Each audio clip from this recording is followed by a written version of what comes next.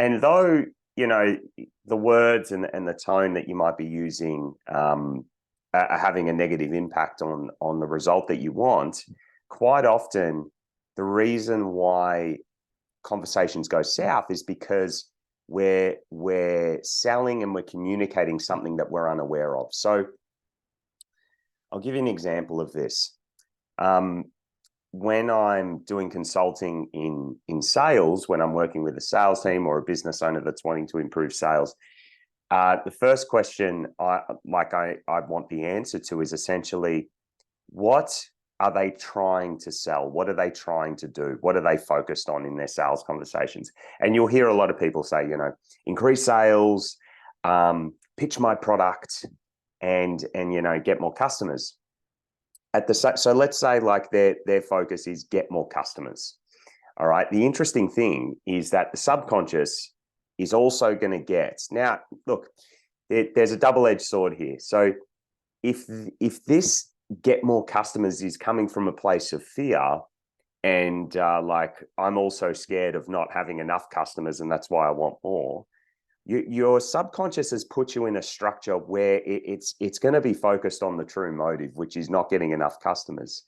So when you're communicating, the words, the energy, the type of resistance that you'll get from the customer that you're trying to pitch, it'll all be held in the structure of not getting enough customers.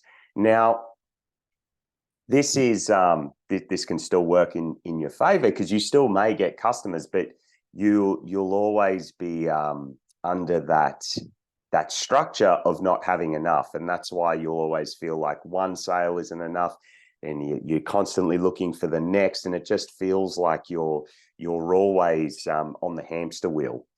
And it doesn't need to be like that, because if you can get into a structure where you know what you're communicating, you're actually very clear, then it becomes a very beautiful thing. So, for example, I actually believe in sales that most of the outcomes we want are what we would love our customers to experience. So if you think about the result that your product gets people, right? I'm assuming that everyone watching this video, you love what your product does, whether it's it opens people up to more leads in their business. I've got a few people in my network that are in marketing, or whether you're like a more like mindset-y, emotional well-being coach, it might be like helping people feel better for their relationships or their business, like, well, whatever it is, or you're in software. I'm assuming that and you love the result that your services or your products get. I believe that the most pure thing, and when I say pure, I'm saying pure, the most untouchable result that you can focus on in sales, meaning the result that your ego can't sabotage and go, yeah, I'm going to also add this little thing in here, is the end result of what your product creates. So if we're able to put our attention on that, what you'll find is that a lot of your conversations, a lot of the energy, a lot of the resistance that will even come up from your customers, it's all actually going to be going in favor of the result you want. So let me give you two examples here. When you're in a structure and you're focused on get more customers because you're scared of not having enough customers, all right? This is very common. You'll find that the resistance you face is against you. It's against you, right? Because they're picking up unconsciously or consciously, you're scared of not having enough customers, so you need them to fill that hole, right? So the resistance is going to bang up like this, okay?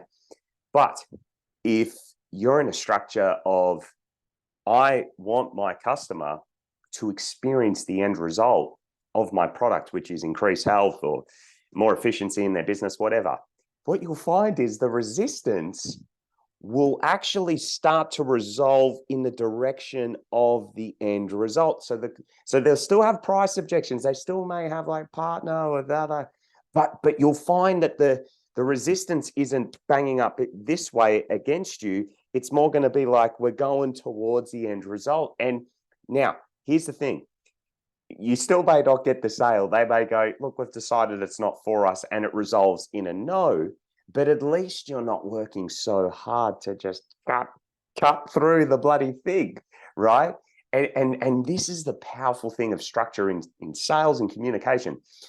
When you know what you're going for, when you know, like, hey, what structure am I in? Like, what's that end result that I'm going for? Why is that end result actually there? And is it, do I want the thing for the thing, or do I want the thing because I'm scared of its opposite? When you're aware of this stuff, you'll realize that resistance is either coming to get you and like push you back, or it's resolving in terms of the end result. Now, I'll give you another layer to this of what I've experienced and why this actually happens. So you might be thinking like, well, why does the end result come back at me when I'm scared? Or sorry, why does resistance come back at me when I'm scared? And why does it go towards the end result when I'm not scared?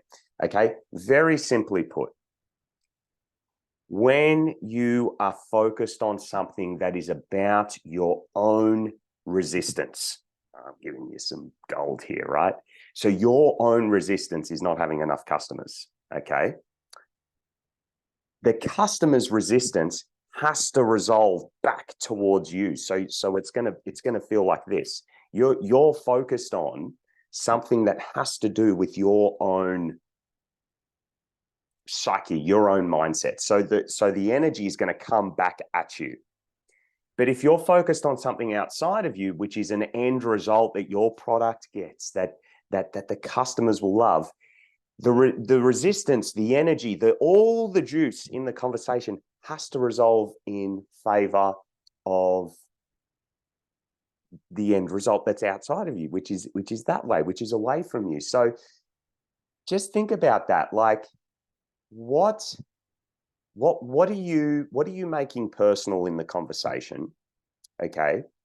And if you can do this exercise now, if you can just really think about it, if you're experiencing this kind of energy where you're hitting the brick wall, think about, what am I focused on that's about me in sales or in your communication? You can even use this with your partner, right? And you'll quickly see, oh, that's why the energy is coming back at me. Okay.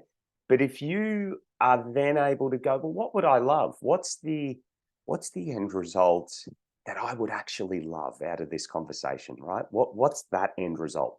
And when you can ask the question from there, you'll find that most of the time it's not about you. It's just about what you'd love to create. And then if you can reorientate and shift the structure of your conversations in that direction, I'm telling you, you won't actually need to know how you'll get there. It will naturally resolve in that direction. And of course, there's skills that you can have and all this kind of stuff to make that better and resolve more efficiently in that direction. That's important. But the fundamental is like, have you got the end result? Are you focused on it so you can even get in the structure in the first place? Okay. All right, guys.